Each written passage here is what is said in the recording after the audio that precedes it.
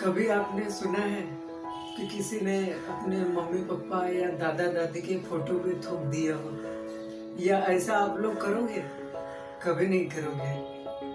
अभी हमारे कोई फ्रेंड आ गए या हमारे बच्चे के बच्चे आ गए, आगे के जनरेशन वाले पूछेंगे कि हमारे दादाजी कैसे थे और दादाजी का स्वर्गवास हो गया, तो हम क्या दिखाएंगे?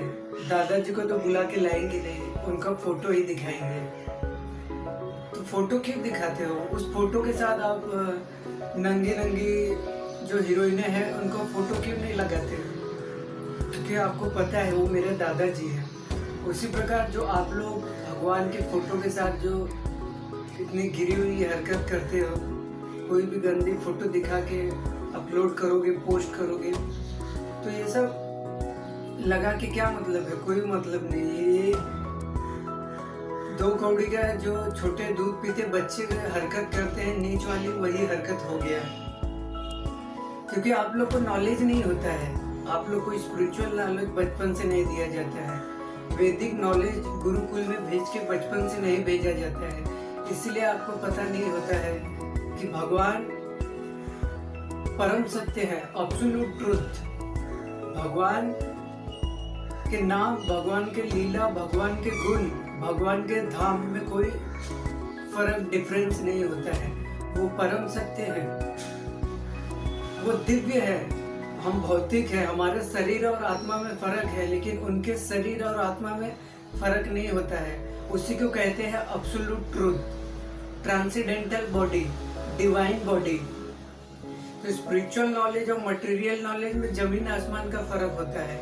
लोगों को मटेरियल नॉलेज बहुत होता है, लेकिन ट्रांसेंडेंटल स्पिरिचुअल नॉलेज बहुत कम होता है। इसीलिए ये बच्चों वाली, दूध पीती बच्चों वाली हरकतें करते हैं। वो उसके धर्म या श्रद्धा, उसको जिस चीज पे है उसका मजाक कर दिया, वो जिस चीज पे उसकी श्रद्धा या विश्वास है उसका मजाक कर दिया। तो ये दूध पीते वाली, दो कौड़ी वाली हरकत, वही हरकत ऐसे करेंगे जिसको प्रॉपर परफेक्ट नॉलेज होता है, spiritual knowledge, deep knowledge, transcendental knowledge होता है। वो ज्यादा हड़बड़ नहीं करेगा, ज्यादा उड़ेगा नहीं। कुछ लोग कहते हैं जो हमें धर्म में हमारे माँ बाप और देश हमें प्यारा है। भगवान राम अपने माँ बाप या अपने देश को गाली देते थे? युधिष्ठिर महाराज के अपने माँ बाप को या अपने देश को गाली देते थे? सेना या आर्मी को गाली देते थे? परीक्षित महाराज धर्मात्मा भी थे और अच्छे राजा भी थे, तो क्या अपने माँ बाप को गाली देते थे? या अपने देश को या अपने देश के आर्मी को क्या गाली देते थे? ऐसा नहीं है भैया।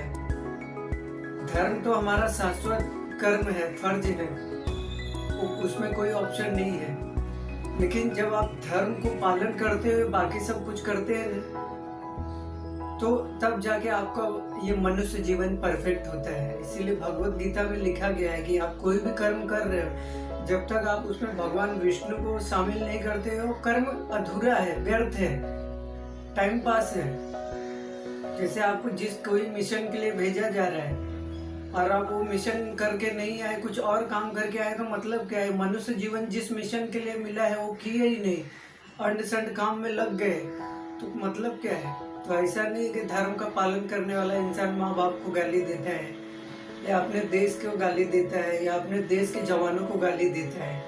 ऐसा नहीं है, वो आपका सोच है। जिसे जो धर्म का पालन करता है, धर्म का जो पालन किया है या आध्यात्मिकता में जो आए हैं, खतरनाक से खतरनाक, कट्टर से कट्टर लोग सुधर गए हैं। आप एग्जाम्पल देखे होंगे, वाल्मीकि जी जो रतन, नाम में भूल गया हूँ, रतन या किसी डाकू के नाम से फेमस थे। मृगारी करके एक शिकारी था और लाखों जानवरों को आधा ही मारता था और आधा तड़पते हुए छोड़ देता था। तो ऐसे ऐसे डाकू थे कि अगर उनका नाम सुन ले तो लोग पसीना छोड़ देते थे। ऐसे लोग आध्यात्मिकता में आने के बाद एक चींटी को मारने से भी 1 करोड़ बार सोचते थे। तो जब हम जो सच्चे आध्यात्मिकता को पालन करता है, वो कभी नफरत, किसी से नफरत नहीं करेगा, किसी की श्रद्धा या किसी से भी नफरत नहीं करेगा। उसके अंदर स्पॉन्टिनियसली कॉम्पैशन डेवलप हो जाता है। दिखावटी कॉम्पैशन नहीं, स्पॉन्टिनियसली कॉम्पैशन उसके अंदर आ जाता है।